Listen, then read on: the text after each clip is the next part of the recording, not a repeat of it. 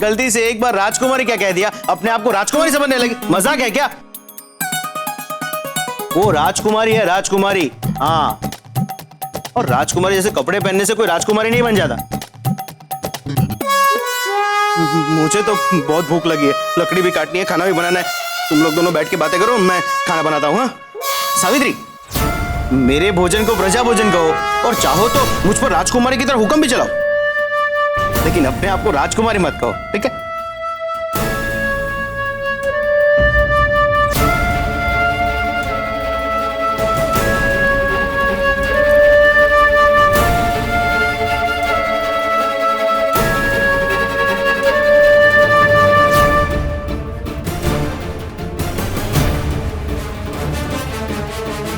सावित्री, क्या जरूरत थी राजकुमार जी के कपड़े पहन के आने की? मैंने कहा ना तुमसे, मैं तुम्हें चौंकाना चाहती थी, देखना चाहती थी कि अगर मैं अपना रूप बदलूं तो तुम्हारी प्रतिक्रिया क्या होती है। तुम्हारा प्रेम मेरे लिए बढ़ता है या घट जाता है, इसीलिए।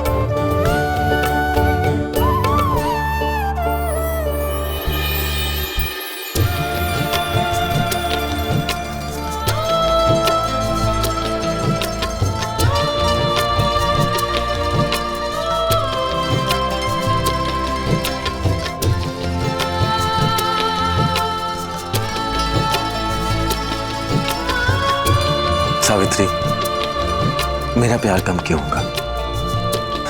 तुम जैसे भी कपड़े पहन के आओ, जैसे भी सजो, मेरे लिए तुम वही सावित्री रहोगी। इसका मतलब मैं किसी भी रूप में आ जाऊं, कोई भी हूं, तुम्हारे प्यार में कभी कोई फर्क नहीं पड़ेगा?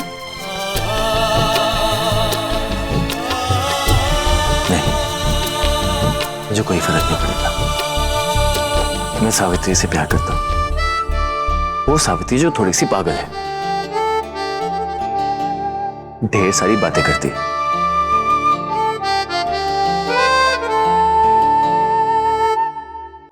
खुद को बहुत बहादुर समझती है, पर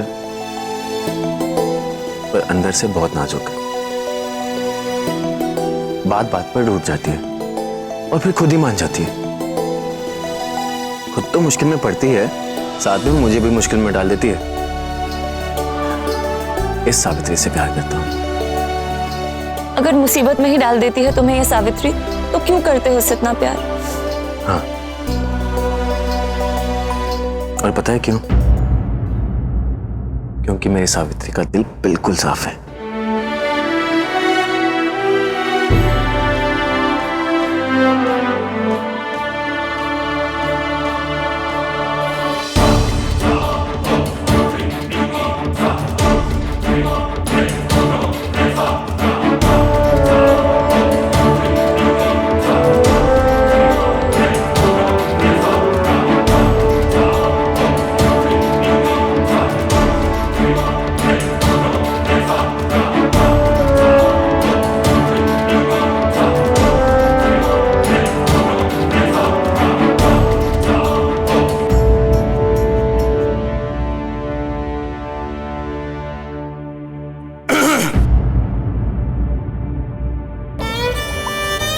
स्वास्थ्य कैसा है तुम्हारा?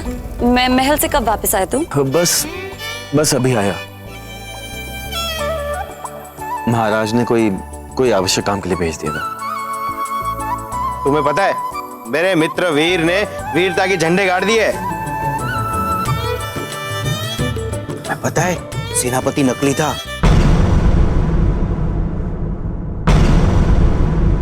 और असली सेनापति का खून हो चुका है।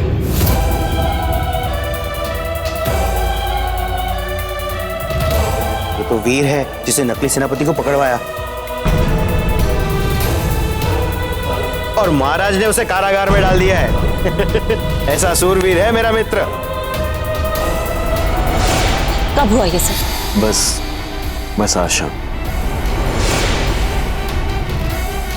सावित्री, तुम ये बात किसी से मत करना। अगर ये बात बाहर गई तो हमारे राज्य की सुरक्षा व्यवस्था खतरे में आ जाएगी।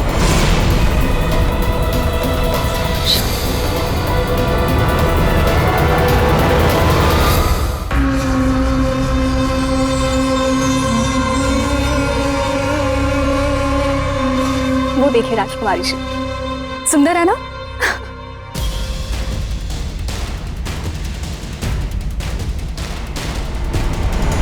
बहुत सुगंधित है। राजकुमारी वहाँ पे एक फव्वारा भी, हाँ। जिसके पास बहुत सुंदर बतके बैठती। मुझे राजकुमारी की इन दोनों अय्यार सहेलियों से दूर रहना पड़ेगा, क्योंकि अय्यारी के नियम कहते हैं कि एक अय्यार दूसरे अय्यार को पहचान सकता है।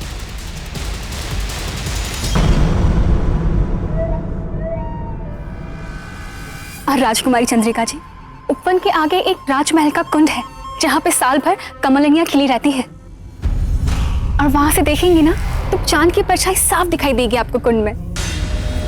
बहुत सुंदर नजारा होता है, बहुत मनमोहक। उत्तरा, अपनी राजकुमारी को तो देखो। देखना क्या है, राजकुमार चंद्रभान के साथ कितनी खुश दिखाई दे रही है। वही तो मैं कह रही हूँ उत्तरा, इतनी खुश दिखाई दे रही है कि अपनी सहेलियों को भी नहीं देख रही। मुझे उनका बर्ताव कुछ अजीब सा लग रहा है, कुछ समझ में नहीं आ रहा। तुम्हें नहीं लग रहा? हाँ, अजीब तो लग रहा है।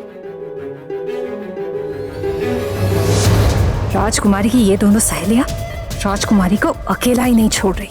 ये दोनों पूरे समय सिर पर रहेंगी तो राहुकाल राजकुमारी को प्रभावित कैसे कर पाएगा? चलो चलकर राजकुमारी चंद्रिका का भ्रमण पूर्ण करा दें। राजकुमारी चंद्रिका, आई।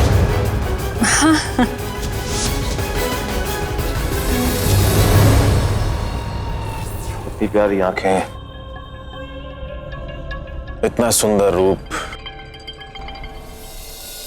चांद भी आपको देखकर शर्मा जाए राजकुमारी। परंतु आप कुछ पतली बदली सी लग रही हैं अभी।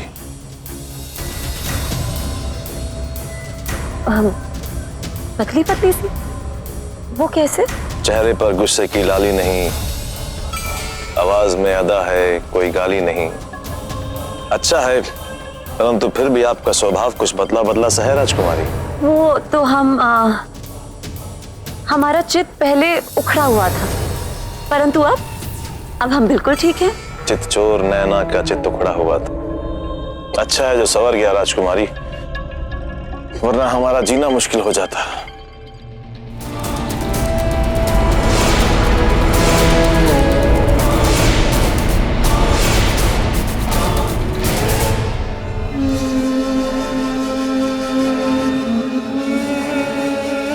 धन्यवाद। मुझे यहाँ से जल्द निकलना होगा, वरना मैं अपने असली रूप में आ जाऊंगी।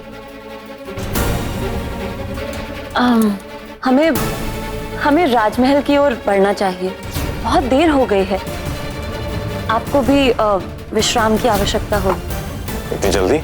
क्या हुआ राजकुमारी? नहीं, वो राजमहल जाना जरूरी है। पूजा का मुहूर्त टाल नहीं सकते ना। पूजा? पूजा से हमें दूर रहना होगा। पूजा कक्ष के आसपास भी गए तो हमारा भेद सबके सामने आ जाएगा।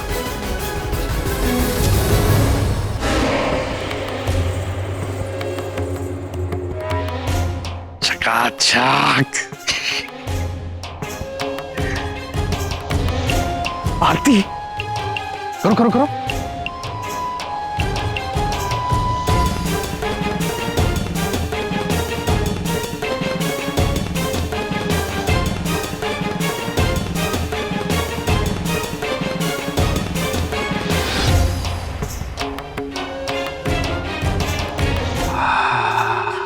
कितना अच्छा समय है सुगंधा। राजमहल की व्यवस्था चरमराई हुई है। सेनापति है, नहुप सेनापति है। दीदी के एक बूढ़ा सा महामंत्री है, जिसका एक पैर शमशान भूमि में है और दूसरा पैर केले के छिलके पे है। अभी फिसला कि तब फिसला। और राजगुरु अपने हथियारों को लेके निकल गए हैं निरीक्षण पर। बचा कौन? एक तुच्छ सैनिक। अब तुम ही बताओ सुगंधा, अकेला चना भांड थोड़ी फोड़ सकता है। फोड़ सकता है क्या? जो जो सोचा था वही हो रहा है। चकाचक।